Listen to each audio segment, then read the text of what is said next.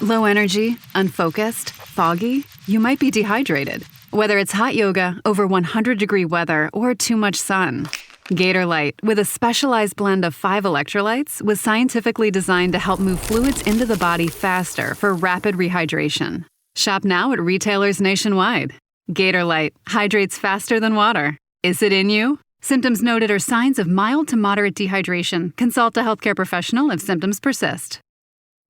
When you think about Crocs, you think the classic clog. But did you know there's also a canvas clog? A vegan suede clog? A coastal-inspired style? A style with studs, straps, and lots of sass. Honestly, I could keep going with the surprises.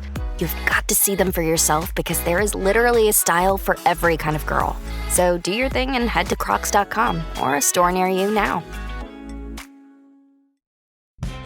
Listen to the heartbeat. Chevy is called the heartbeat of America for a reason. With SUVs made to move with your rhythm. The versatile Equinox tackles your entire day. The spacious Traverse fits your crew and your whole weekend.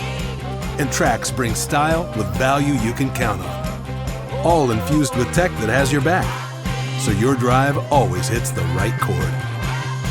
Chevrolet. Together, let's drive. From the Fifth Quarter Studios in Madison, Wisconsin, you're listening to Coach Unplugged.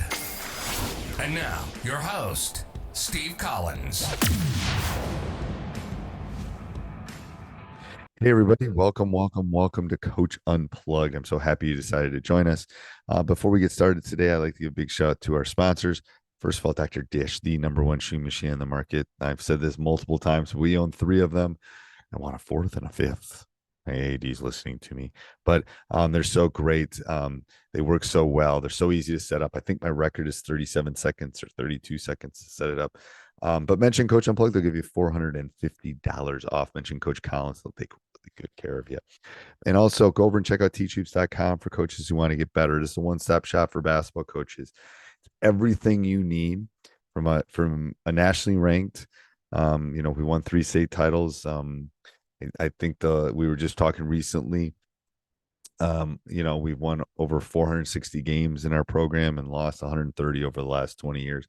And I think we know the secret sauce to be successful, the roadmap, what it takes on and off the court. So go over and check it out and enjoy the podcast. Bye. Which today is going to talk to us about practice planning. I'm super excited about this. It's dinner time too, so I'm super hungry. We do these in batches. All right, so we're going to talk practice planning. People always ask about practice planning. So before we dive into this, how has your practice planning changed and how has it stayed the same over the years? All right. Well, when I first started, my practices were planned out by the minute.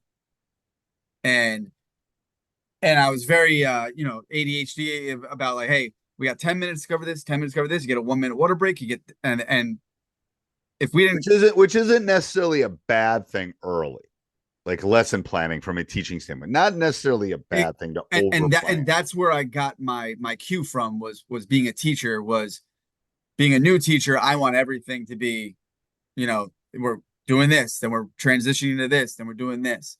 So as a coach, especially as a new coach, it gave me a sense of authority. It gave me a sense of control, security too, a little bit. I know what I'm doing. I know. I got this. Yeah. Yeah. I know what we're moving into. Don't worry about it. So, but as I progressed and as I matured and as I got better as a coach, you have to start to feel out your practices. I think, because there'll be days where you might have a couple, real intense competitive drills. And if the kids don't bring it and you try to drag them through that practice, it's a waste of time. It's Madeline Hunter, baby. You got to monitor and adjust, man. You have to monitor and adjust. Madeline Hunter is like an education guru, but it's like you can't jam a circular cube into a round. It won't work, man. I'm just telling you from someone who's done it for and you got to bring it. You got to bring it too. But yes, I agree with that. Yeah, and you can't come off your spot too much. If you want them to compete, if you played a soft game on Tuesday and it's Wednesday, you don't have a game coming up till Friday, you might want to have them get out there and get after it because, we can't play like that. Um, Right. but there might be times where you have to come off your spot a little bit and relent and adjust. Like you were saying, it's just like teaching. There are Right. days where there's a fire drill and the kids come in, you're like, all right, well, I guess, yep. We're not going to we're do not going that to get today. through, scene 3 of Hamlet. Right. So that's been a big thing for me, and in planning my practice plan, I take that into account now, in the way that I plan it, in the way that I space it out and everything. Is there other things that you do, how you break it up wise? Is there any, like, has there been pivots on any of those kind of things before? You can share your screen too. I didn't mean to interrupt. Yeah. Hold on, let me share the screen real quick. Screen.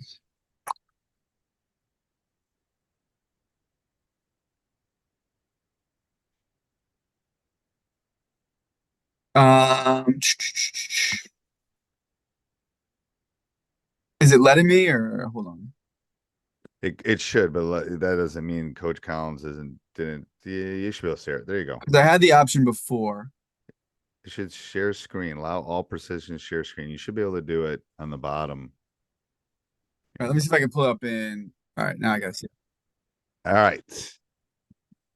Coach Collins ain't the techiest person in the world, so we paused there for a couple minutes, and so he could share his screen. So what I see right now is your email that I sent you about the podcast tonight. Oh yeah, hold on. So There we you go. just got to All right, change yeah, the screen. hold on. There we go. All right. There we go. All right. So what I have here, this is an earlier part of the year practice, beginning December. I like to number what number practice we're on. Because it gives me the ability to do that coach thing where I say, hey, we're in practice 15. Like you got to know this.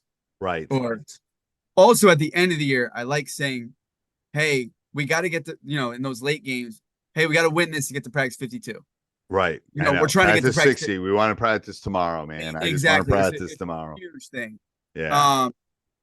Up here, I used to, when I was a younger coach, just do quotes from other people. And I felt like I lost the kids eventually because it was just kind of manufactured, generic. And they hear it all day. They're in school all day. They hear quotes from, dead white guys and poets. Yes. You know what I mean? Like Right. they hear it all day. So I try to make it real relevant. You can see this one was about, I was doing the coach, the fist with the communication. Yeah. Yep. So today was pride, and so everything we yesterday was fight, today would be trust. So in everything we did that day, it was about trusting your teammate to be in the right spot, trusting them to know the drill, trusting them to know the play. And you just keep hammering it. Little things for me, we're showing up. If you guys aren't showing up, we can't trust each other. Reminder about stretching. How do you, coach? Here's a good one for you. How do you feel about stretching? Do you spend practice time on it? I do. We have pre-practice. So I was going to ask you about your pre-practice, and then I have them. So pre-practice is different things for different kids on different days. Some days we'll be working our post. Some days the kids will be shooting. Anyway, so they won't all be working the way. Then we usually run a couple laps. I want to get their muscles loose, and then we do our dynamic stretch, and I have my captains lead that. So we go through that at the beginning of the year. Then usually we come in the middle and we have our discussion. So it's pre-practice, it's jog, it's dynamic stretch. So I want their muscles to be kind of loose before they do it. In the past, sometimes we've done drills, so I don't know. I might go back to that to do something and then stretch. Yes, I do believe it does. And especially a girls coach, it definitely, you got to do a lot more of this because you got to worry more about those knees and those, strength of that because of their hips. But yes, I do that. Now with the boys, what do you do about them? And we have a quiet time. We have a minute quiet time too. We meditate. Okay. We tend to meditate at least 2 or 3 days a week where they're in a center circle and they're quiet for a minute. And my coach, I started doing that with my boys this year. And they love meditating before games. And the issue is they're high school kids. So it's like, God, go watch Dirty Dancing, or go watch, Flash Dance, Footloose, or go. High school's hard. Go watch Mean Girls. It's hard. So they're always on. They're on for the teachers, they're on for their friends, they're always on. So I just want a minute of just no electronics, just off. Like breathe, relax, feel that. And when we don't do it, they actually get a little irritated. Like, Coach, man, we didn't do our breathing today and stuff. Because I think before our games, I would bring our kids into our auditorium, and we would take 10 minutes, and we do certain Pilates and whatever. But like you said, just no electronics. We're not worried about anything else. Yes. Your girlfriends, the test you failed today. Yes. It doesn't matter. Tests you have tomorrow. We're not worried about that right now. We're worried about this. It doesn't matter. It doesn't matter. So I do think some of that is really good. And they buy in. They resisted.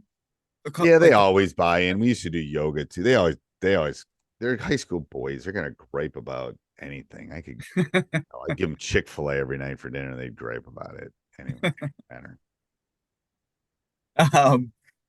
All right, so yeah, we do a quick. I bring them in, and I just try to make it very. Here's the goal for today. What we're looking to do. And then for myself. Here's what I'll say about this before I go into it. As a younger coach, I used to post this for the kids. I used to hang it up before we go into practice, and I stopped doing it because I found that they would look at it and decide when they were going to check in and check out. Right. And I don't want them to know. I want it to be a little bit of a surprise. Yes. Yep. And I'm looking at yours. I might go from the Laker drill to Clipper closeouts. I might change things midway through practice because holy crap, we need to go from that to that or whatever. Yeah, we're not bringing it right now. Right. So like we need to really ramp it up and do something different. And then all of a sudden, if you change what they think you're going to do, yes, I know. And then it adds a little bit of like you're not a credible. This isn't a credible practice plan because you went out of order, because they think this is it. They think this is what we're doing for the day. So I stopped sharing it with them. I obviously give it to my assistant. I share it with him during the day. When do you do your practice plan? That's always a good question people ask me. Hopefully my admin won't ever listen or see this. But I do it. I try to during my preps because there will be times I'll have something the night before, but there'll be times during the day where I'll find myself watching film or I'll think of something during the day where I'm like, you know what? Like we really need to do this. And I like to be fresh. So I'll throw things in or I'll take things out during the day just on how I'm feeling. Like, because, I'm a human too. I might feel like, hey, I'm really upset with how we played last night now. Right. I used to do it the night before. And then I came across your kind of theory that I needed to at least do it the next morning because I need to think about it. Yeah. Because the way I feel the night before and the way I feel during the day can sometimes be very different. Right. And it's like maybe I can't sleep and I get up and watch some film, or I watch it in the morning, or I'm watching it at lunch. It's like, oh crud, we weren't closing out at all. I got to put some closeout drills in, or something like that. I think that's where the pivots come. You got to be willing to adjust. Yeah. This is where I used to get myself into a lot of trouble with the timing. Whoops, I keep going that. I used to be really attached to this. Like, I'm only going to go 10 minutes. I'm only going to go 8. I'm only going to go 12. And what I found was like, hey, if we're really competing during 4-man touch the line, I'm not coming out of that. We're gonna keep going. As long as they're doing the things that we're supposed to be doing, and they're talking and they're communicating and doing all the things that I'm saying on the focus, we're gonna keep going because I wanna get them into the really good habits of that drill. Why would I cut it short to go into something else when we're really getting after it and picking up good habits? So I got away from the timing as much, and then I started adding in asterisks for things that we can cut out that day. So like if we closed out well the night before, but didn't play great transition, I'll stick with 4-man touch the line a little bit longer. But if this looks like trash, we'll move out of it in 10 minutes. And again, Yeah. that's just being adaptable. Thing is, I'll always circle back to, I'll dump and it's like a classroom. It's like, they ain't getting this. I'm going to dump it. I'll come back to it later. Yep. Just because they're not understanding. It's like, okay, maybe it's me. Maybe it's how I'm doing it. We're going to leave this and come back and do something else. I know. Part of that's being a teacher. Yeah. Yeah. That is a lot of being a teacher, I guess, because, you're just reading the room. And, well, I used to do stand up too. So I was constantly reading the room. And when I was bombing, I knew it. So yes, it's a math problem.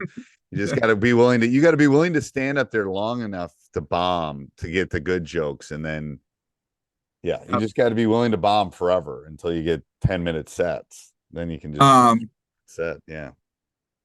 One of the things when I was younger, I just used to have these two columns, the time and the drill. I think this might be the most important one, the focus. Because as a coach, what am I looking to get?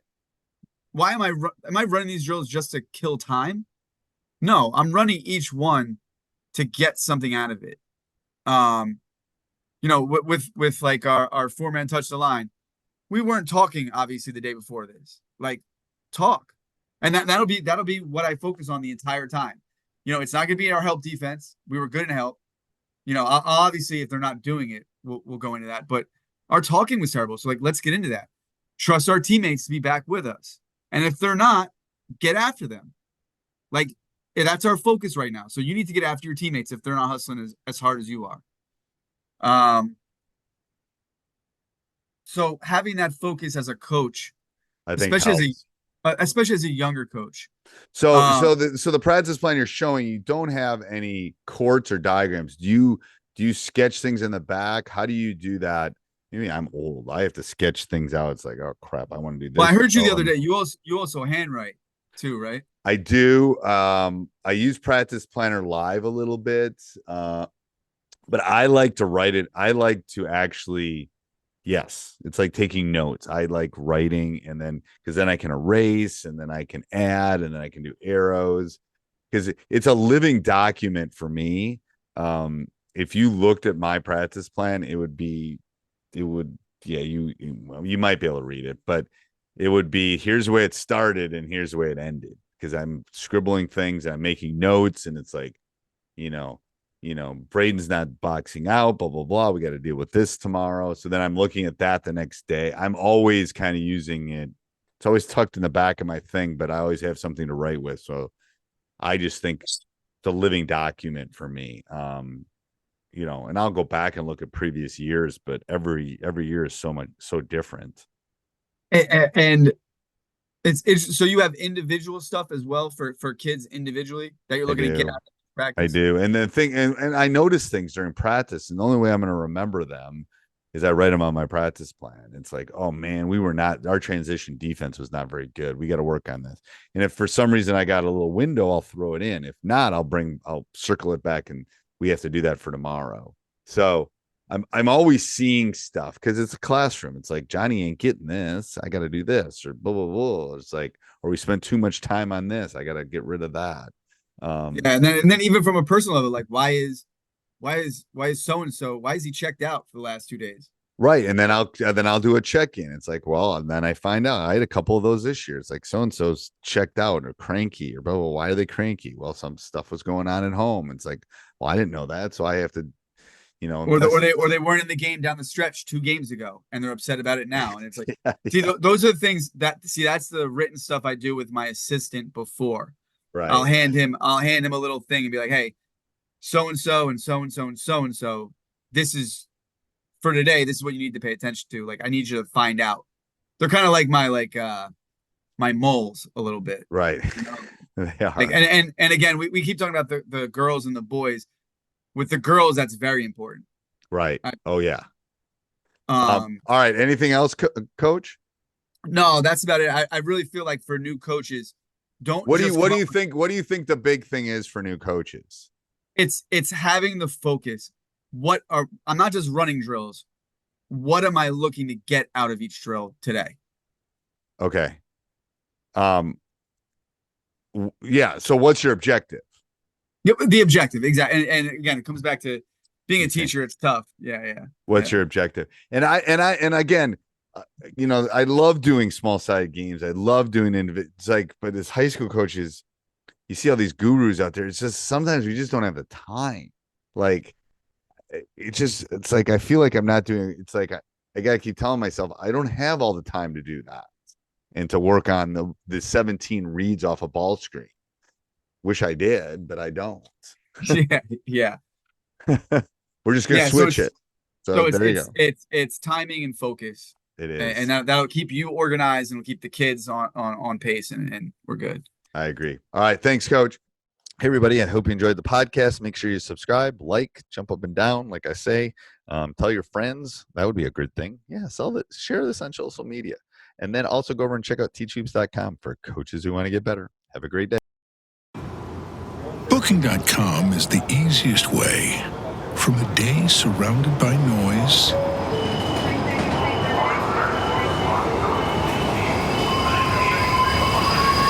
to a stay surrounded by nature.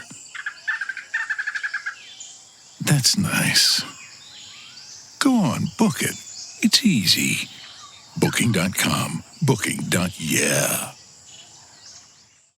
Fall is the perfect time to refresh and reorganize your space. At the Home Depot, find power tools and tool sets starting at $50 to help tackle DIY projects, home updates, and more. Whether you're drilling brackets to support new shelving or sharpening your hedge trimmer blade with an angle grinder, the Home Depot has the tools you need to check projects off your list. Shop Labor Day savings at the Home Depot and gear up for fall projects with the right tools to keep your projects moving.